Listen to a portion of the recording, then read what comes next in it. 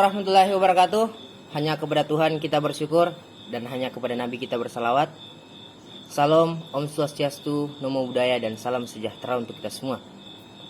Saya Nurham, NIM C0123-531, kelas Manajemen F23. Di sini saya akan mempresentasikan tentang moneter dan perbankan.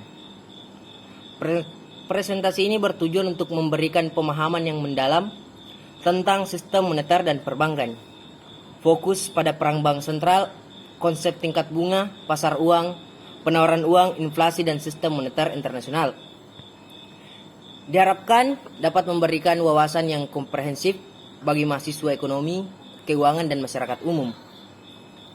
Definisi moneter dan perang bank. Definisi moneter dan perang bank sentral. Kebijakan moneter. Kebijakan moneter adalah tindakan yang diambil oleh bank sentral untuk mengendalikan jumlah uang yang beredar dalam perekonomian dan suku bunga. Tujuan mencapai stabilitas ekonomi dan pertumbuhan yang berkelanjutan, serta menjaga stabilitas nilai mata uang dan inflasi. Peran utama bank sentral. Pelaksanaan kebijakan moneter, mengatur suku bunga dan jumlah uang beredar untuk mempengaruhi inflasi dan pertumbuhan ekonomi. Pengawasan sistem keuangan bank, memastikan bahwa bank-bank beroperasi dengan aman dan sesuai dengan regulasi yang berlaku untuk mencegah krisis keuangan. Penerbitan mata uang, mengeluarkan uang kertas dan koin yang digunakan dalam bentuk transaksi sehari-hari.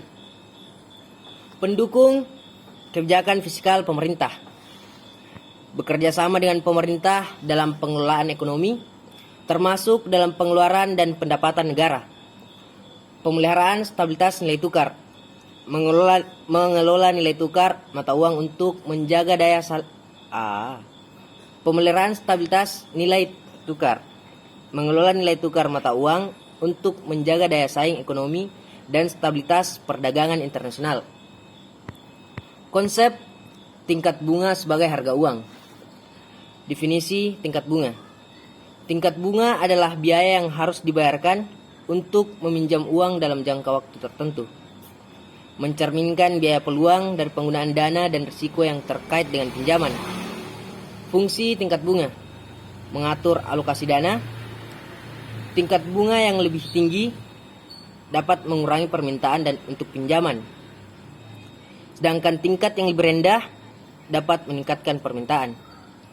Mempengaruhi keputusan investasi dan konsumsi. Suku bunga yang rendah mendorong individu dan perusahaan untuk meminjam dan berinvestasi. Sedangkan suku bunga yang tinggi dapat menahan pengeluaran, menjaga stabilitas harga.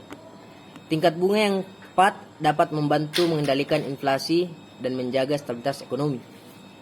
Faktor yang mempengaruhi tingkat bunga. Kebijakan moneter. Tindakan bank sentral dalam mengatur suku bunga untuk mencapai tujuan ekonomi.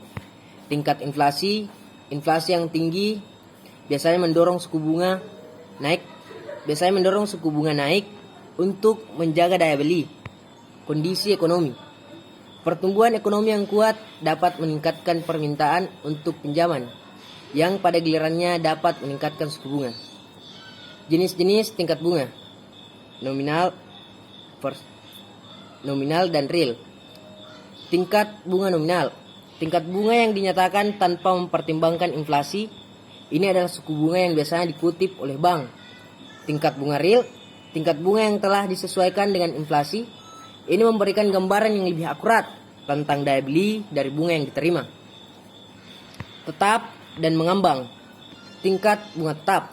Tingkat bunga yang tidak berlebih selama periode pinjaman, memberikan kepastian bagi peminjam. Tingkat bunga mengambang. Tingkat bunga yang dapat berubah sesuai dengan kondisi pasar, biasanya terkait dengan indeks tertentu. Jangka pendek dan jangka panjang. Berlaku untuk pinjaman dengan jangka waktu lebih lama, seringkali lebih dari 1 tahun. Sederhana dan menjemuk. Bunga sederhana dihitung berdasarkan pokok pinjaman awal tanpa memperhitungkan bunga yang telah terakumulasi. Bunga majemuk dihitung berdasarkan pokok pinjaman dan bunga yang telah terakumulasi sehingga bunga dihitung atas bunga. Pasar uang, pertemuan, permintaan, dan penawaran jangka pendek. Reksadana pasar uang. Investasi pada instrumen pasar uang yang memiliki likuiditas tinggi, memberikan pengembalian yang stabil. Surat berharga komersial. Instrumen utang jangka pendek yang diterbitkan oleh perusahaan untuk memenuhi kebutuhan modal kerja. Euro dolar. Simpanan dolar Australia di bank. Euro dolar, simpanan dolar Australia di bank di luar Amerika Serikat yang dapat dipinjam atau diinvestasikan. Fungsi pasar uang. Tempat bertemunya permintaan dan penawaran. Fungsi pasar uang. Tempat bertemunya permintaan dan penawaran dana jangka pendek, menyediakan likuiditas bagi perusahaan dan lembaga keuangan. Penawaran uang, money supply. Uang tunai yang beredar di masyarakat dan cash bank, termasuk koin dan uang kertas. Uang sempit.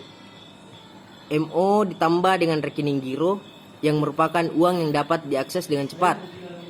M2, uang kuasi.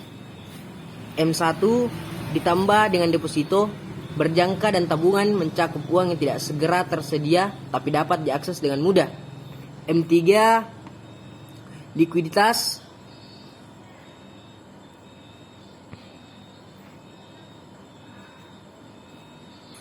Likuiditas luas. M2 ditambah dengan instrumen keuangan lainnya, mencakup semua bentuk yang beredar dalam perekonomian. Pengendalian penawaran uang. Salah satu tugas utama bank sentral untuk memastikan stabilitas ekonomi dan mengendalikan inflasi. Inflasi, kenaikan harga yang berkelanjutan. Inflasi permintaan terjadi ketika permintaan agregat melebihi kapasitas produksi, mendorong harga naik. Inflasi biaya. Inflasi biaya produksi seperti bahan baku dan upah yang menyebabkan harga barang dan jasa meningkat. Inflasi campuran. Kombinasi dan faktor permintaan dan penawaran yang menyebabkan inflasi. Inflasi ekspektasi.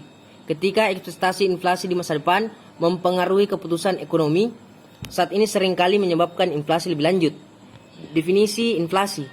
Kenaikan harga barang dan jasa secara umum dan terus-menerus dalam suatu periode waktu yang dapat mempengaruhi daya beli masyarakat.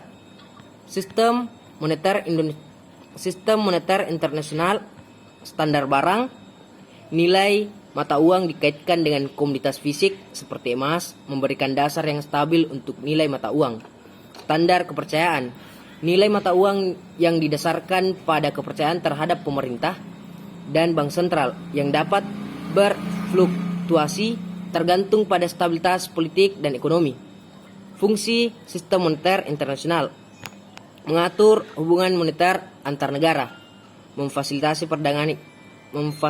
perdagangan internasional, investasi, dan pertumbuhan ekonomi.